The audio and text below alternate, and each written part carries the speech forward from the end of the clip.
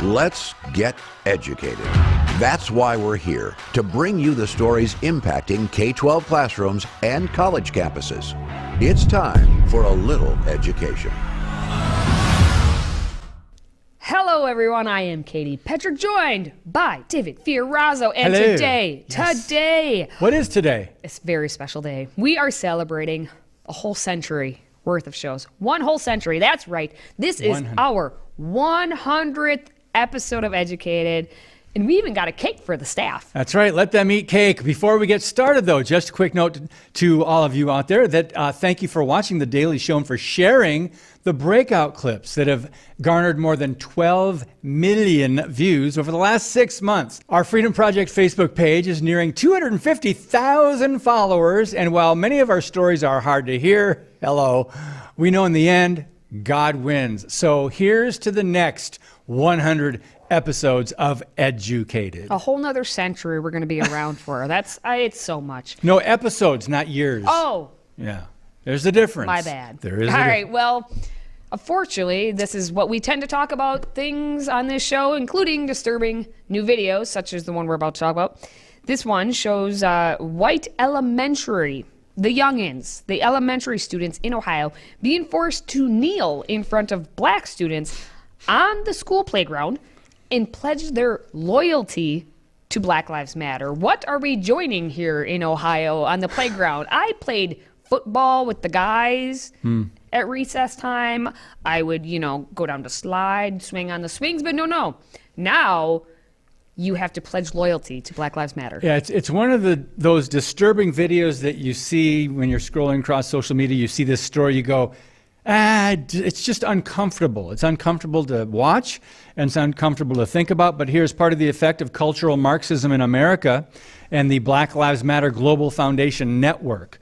So, newly released footage reportedly shows white Ohio elementary students dragged, beaten, and forced by black peers to pledge loyalty to BLM. So, the Blaze previously reported that Springfield police were dispatched to Kenwood Elementary, as Katie said, February 13 to deal with possible assaults and menacing offenses that occurred February 10 during recess. According to the report, the school's principal, Evan Hunsaker, told law enforcement that a group of black students herded, not hurt with a T, but herded, like a border collie would herd sheep, several white students over to the playground and violently coerced them to state Black Lives Matter against their will.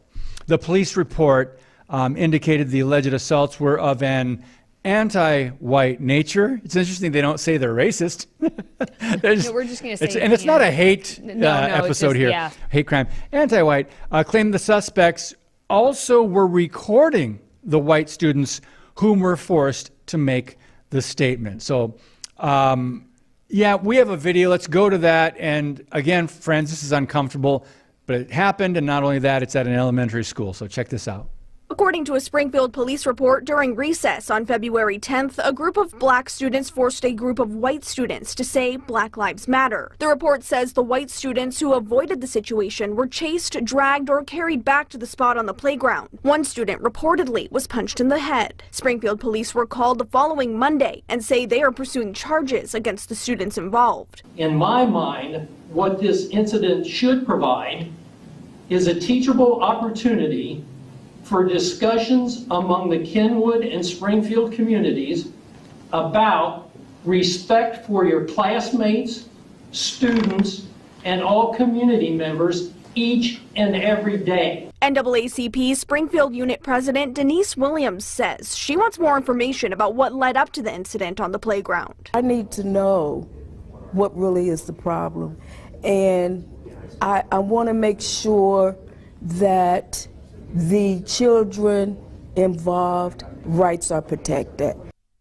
Yeah, what did those little white elementary kids do to egg on the other students to make them hit their knees and bow, pledge allegiance to the altar of Black Lives Matter Global Foundation Network? Massive leftist Marxist movement that's worldwide, that garnered billions of dollars. The co-founders admitted they're Marxists, and you know the rest of the story. They have these mansions, 1.5 or $1 million mansion. One of them, Patrice Cullors, I think is her name. Yep. So Katie, we're saying all the things that we've reported in the first 99 episodes of Educated, many of these stories would indicate that we shouldn't be surprised because of what's been going on with this critical race theory and other things they're teaching in the classroom, that kids would react this way. So what are your thoughts on that? Well, in looking at this whole thing, so if you wanted to, you could watch, there's a 17-minute clip, and it doesn't have any sound, but you see the entirety of the playground. You see, and we saw just a little bit in that clip there, like the kids escorting the white kids off to, basically go make them pledge allegiance. What I never see, again, always, and people are going to question this, where are the adults? Aren't they supervising the children? Can't you see what's happening? And what did it take for this? You see that kid actually come in and punch him and just be the aggressor. How could I'm waiting for the adults to run in. Where are the adults to run in? How is it that this even got reported?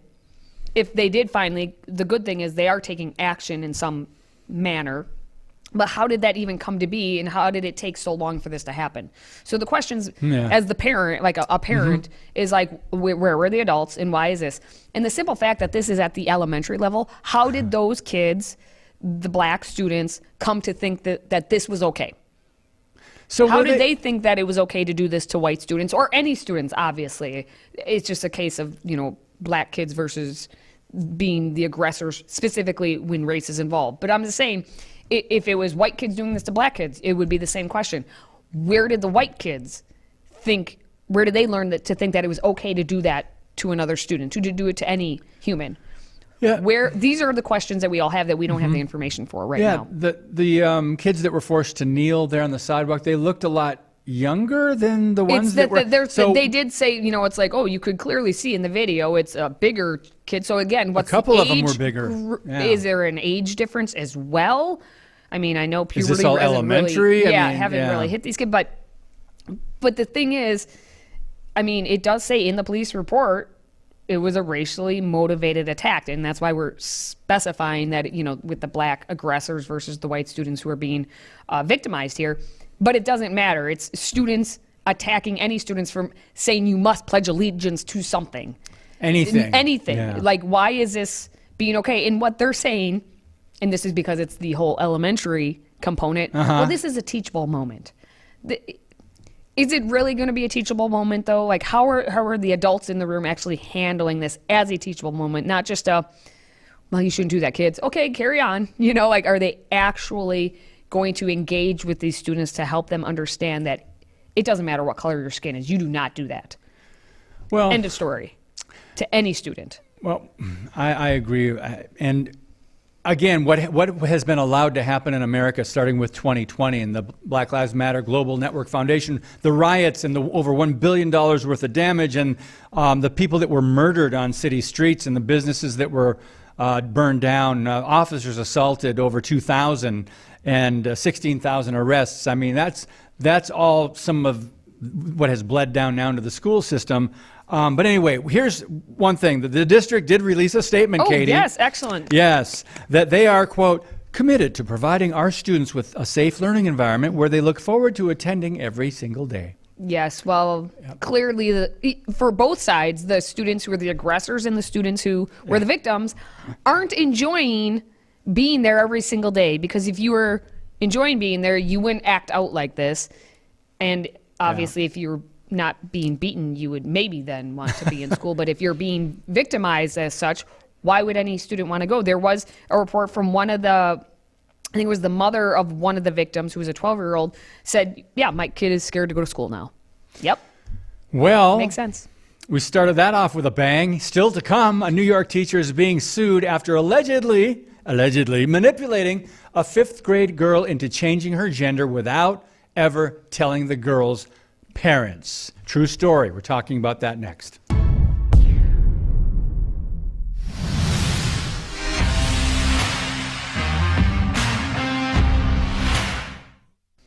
Well, we have more needing of action being taken against teachers who are trying to hide gender changes of students without parent consent. And we have a New York teacher who is now being sued for allegedly manipulating a 5th grade girl into changing gender without her parents' consent. I'm telling you, these are going to be the stories we are reporting on more and more. Yep. How many teachers, administrators, school boards, whatever policies they have, are hiding these whole ways of getting our children to be confused about gender. This is there evil. Are 2, this is male evil. and female. Yeah. There are 2, not 73, but we'll get to that another time. I'm amazed how they even think they can get away with this, even if it's the school policy. Well, and that's some of the most grotesque things are hidden right out in plain sight. Hidden in plain sight. It's hidden out. So much is hidden in plain sight because we just take for granted everything. Oh, yeah, Yeah. I mean, how many times have you looked at, I don't know, you sign up for a credit card or whatever, and it's like 3 pages of hidden small text, fine print. Yeah, you're just like, yeah, okay. You read everything. You Right? have no idea what Exactly. you're signing off on. Same thing happens. Teacher handbooks, parent handbooks, school policies, hidden in plain sight. No one pays attention to it. Yeah. All right, well, back to this. The New York teacher. Well, it's actually a 9-year-old child, which I thought was interesting being in 5th grade. I 9. would think that would be more like 4th grade, but it's 9-year-old, it says. Who was being taught by Deborah Rosenquist at the Terryville Road Elementary School in Long Island. The 9-year-old girl identifies as a girl, all right, but was being called a boy's name and given male pronouns in class. Now, this is a damning lawsuit that claims Rosenquist started calling the 5th grader Leo and using he/him pronouns in class back in October of 2021, unbeknownst to the girl's parents. Oh, so the teacher that this girl is with, 8 hours a day, 5 days a week, is just calling her over and over, he, him, Leo, hey, Leo, he, him. 9-year-old girl, her brain's going to get messed up. Well, she's not going to, you can try and put yourself in her shoes, right? Now, it was only months later, January of 2022, when the girl was caught drawing a picture of a suicidal girl with the words, I want to kill myself. Wow. That's when the parents were informed that she was being called male pronouns in school. Wow. 9 years old. This is, you can see what I'm saying when the girl's mind then is like, I don't know who I am. I don't know what's going on. Because I have my parents at home calling me one thing, and then I'm with this teacher, I'm putting air quotes up, teacher, like 40 hours a week. Influencer. Influencer, right? But Poor kid. maybe it's not Rosenquist's fault. Oh. Maybe it's just Rosenquist is doing the devil's work, and so you can't really blame her, just blame the devil. Because here's what Rosenquist does.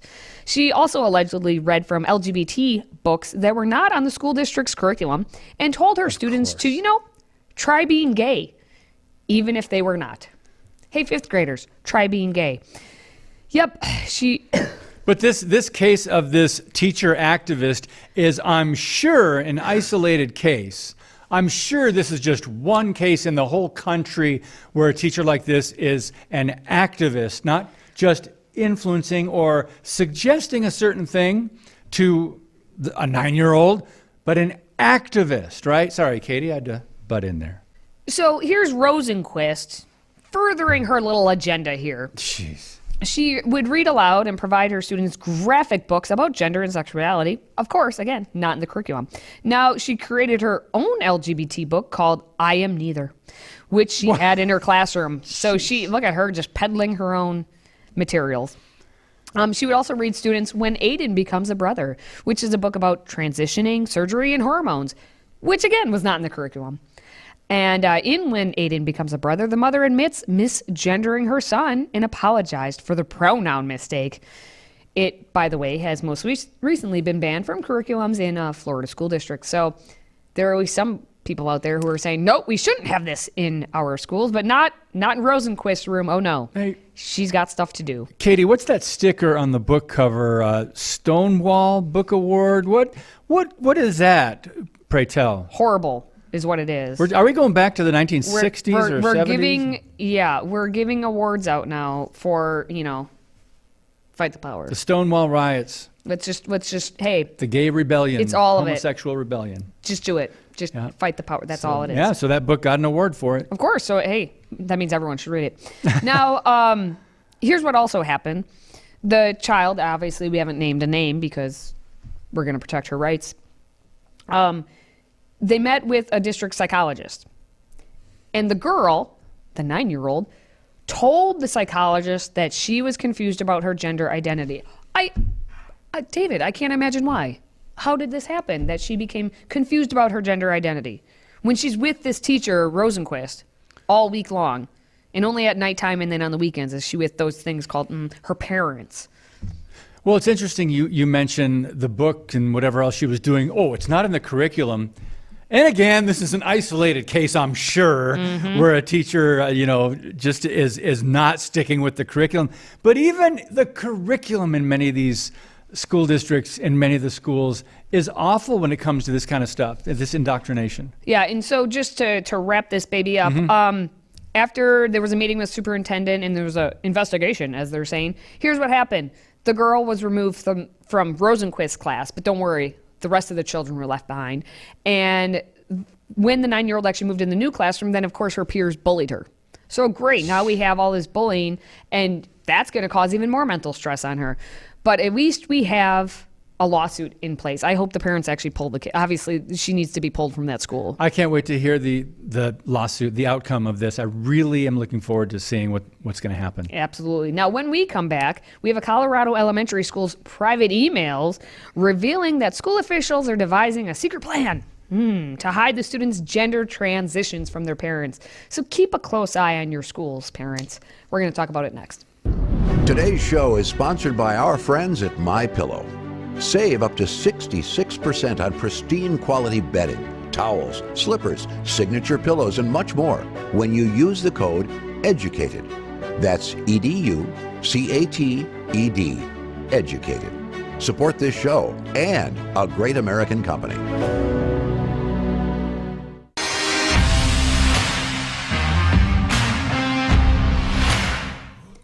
Well, we have some more hiding of the gender. Really? Yes, we do. We have a Colorado elementary school's private emails, which were obtained through an open records request, and it revealed that school officials devised a secret plan to hide students' gender transitions from their parents. Wait a minute, Katie Patrick. So what you're saying is that previous story that we did is not an isolated case? No, David, it is not. It is at least number 2 in our little Newsflash to you.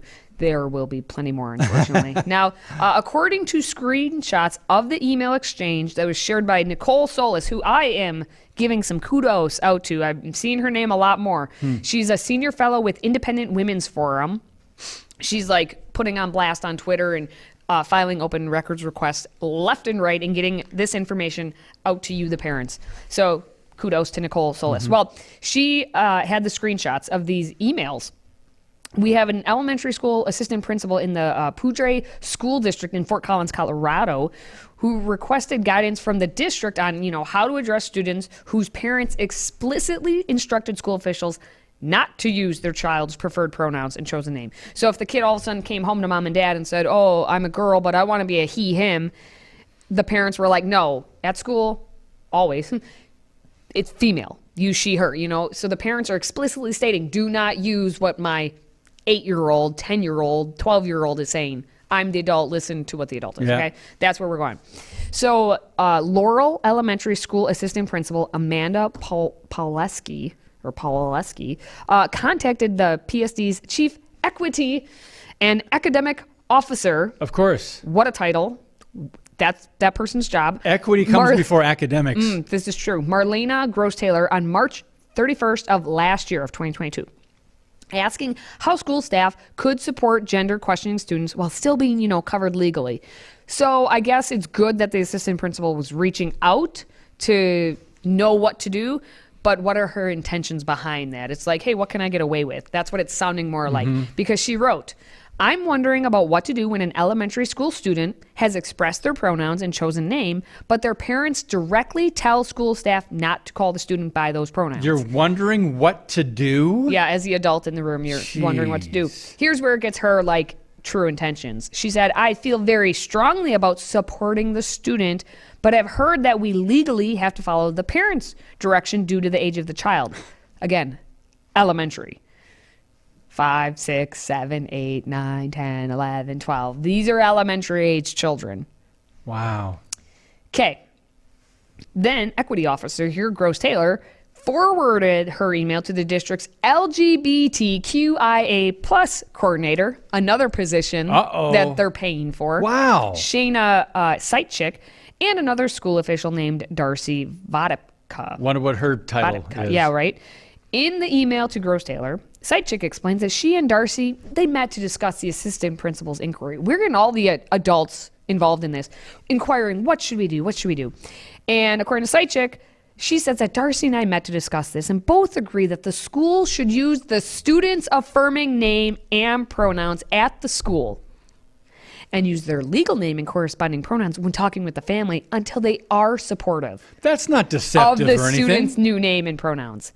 Darcy and I. So basically, we met and we, this is what we believe because we're LGBTQIA plus coordinators and such. And so we believe what you should do is not actually follow what is true, but what we want. So use the kids' pronouns, but in the legal stuff. Okay, then in the legal stuff, when the parents are kind of like involved, then we'll use what the parents want. They clearly stated in these emails of what to do to be deceptive. Yep. And of On course, purpose. Can you just tell me, David, what is the school's response? Can you, you got the sure. voice for it. Sure. Although Padre School District will not comment on specific students, the full email thread was provided through a November 2022 open records request does show that the school responded affirmatively to the family that the child was using a preferred name and pronoun while at school when asked directly. This is clearly stated in the March 31, 2022 email. Oh, that was beautiful. That was beautiful. Yeah. Just so everyone's aware as well, the one inquiring about all of this, I mean, she's brilliant on her own. She was selected as assistant elementary school principal of the year. And that's why she needed to go through all these other adults to ask a simple question of, are boys boys and girls girls, or should we just listen to whatever the whims of the 7-year-old are? Just her response, though, I feel very strongly about supporting the student. Yes. But that stinking law. That law. So what can they do? What can we do? Because they're a minor or whatever, we have to go by with the parents' wishes. What do the parents know? Right. Anyway, still to come. How hard do you actually work on Mondays? Do you work hard at all? Sometimes harder than the rest of the week. Well, you're an anomaly because a new TikTok trend has millennials, my group, now using the phrase bare minimum Monday. I wonder what that could mean. We're going to learn more about it. Stay with us.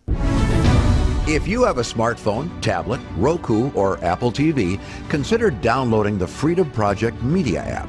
It's 100% free and includes all of our weekly shows, plus lecture series, archive programs, and award-winning animated videos for families like the Presidential Minute, Battles of America, and Heroes of the West.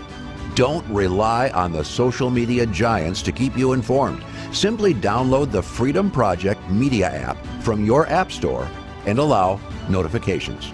And we'll let you know when a new video is ready.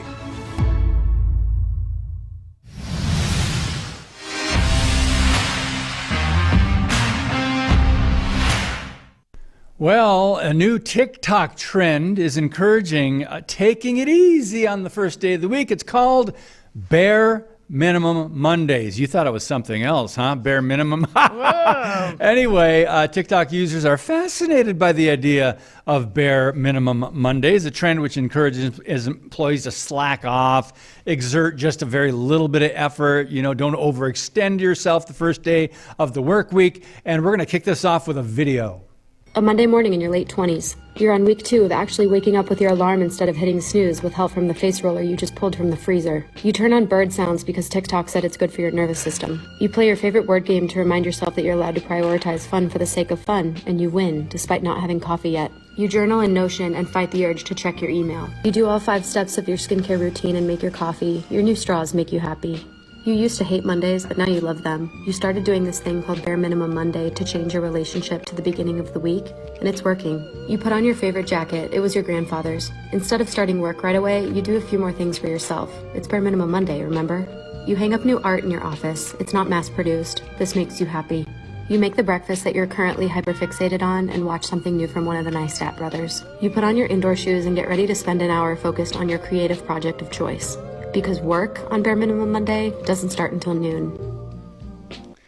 What would my great-grandparents think about Bare Minimum Mondays, Katie Petrick? I'm telling you, you need to just write a book called "What Would My Grandparents What Say?" would my great-grandparents say? Okay, I like to joke that I ease into the week, right? My Mondays now have become ease into the week. Not at noon, and not with all of the stuff that she's doing. I ain't got time Playing for a that. game, using her favorite straws. She walking on her treadmill in her apartment. Pampering in the morning, I guess. Doing her pampering. And you noticed how many times she referenced like TikTok or just technology and her devices and doing all these things. Yeah, the experts at And, TikTok the experts at suggest. TikTok said I should do this, and then I'm watching a video by this one guy, and then I'm, I'm doing all of these things that are for my feelings and for what I want, not for I have a job that I'm getting paid for and I should probably do it because it's Bare Minimum Mondays. I wonder what employers think about this idea. Well, we're seeing it where I just read a headline the other day where it was saying there are now two jobs for every one person looking or something. So like you have options out there. Like there are jobs needing to be filled because these people are doing bare minimum not only Mondays, but basically all the time, because when the government gives you enough money to survive, you don't need to work. Just live off daddy government. But anyway, if you're a fan of this show, specifically this one today, Yes. number 100. 100. Please, if you could, like, comment, share this video, and, subscribe. That'd be great, too. If you're seeing us for the first time, welcome aboard. Thank you for joining us for the 100th episode, and thank you for sharing the stories that we discuss every day. We do need all the help we can get to keep our parents informed. Now, for David and myself, for the 100th time, thank you for watching, thank you for listening, and thank you for supporting what we do. Until next time, stay educated.